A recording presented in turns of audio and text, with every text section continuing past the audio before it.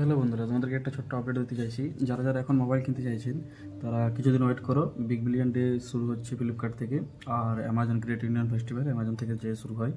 সাধারণত এখন তো ঠিক আপডেট দেই না, তো একটা আনুমানিক বলা যায় যে 15 তারিখ থেকে 30 তারিখের মধ্যে দেওয়া হবে, চালু হবে অফারটা। তো এখন মোবাইল না কিনে আপনারা কিছুদিন ওয়েট করুন জাস্ট। ওটাতে আপনার ব্যাঙ্ক অ্যাকাউন্ট ডিসকাউন্ট পাওয়া যাবে 10%, আর মোবাইলের ক্ষেত্রেও 5 থেকে 10% পাওয়া যায়।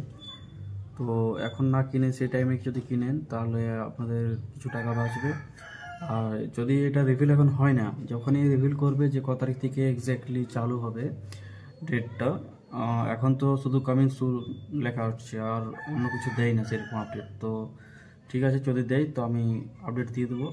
আর যে মোবাইল আছে ভালো বাজেটের মধ্যে যে মোবাইলগুলো থাকবে ওগুলো আমি আমার চ্যানেলে দেবো। তো সাবস্ক্রাইব করবেন আমার চ্যানেলটাকে আর পাশে থাকবেন।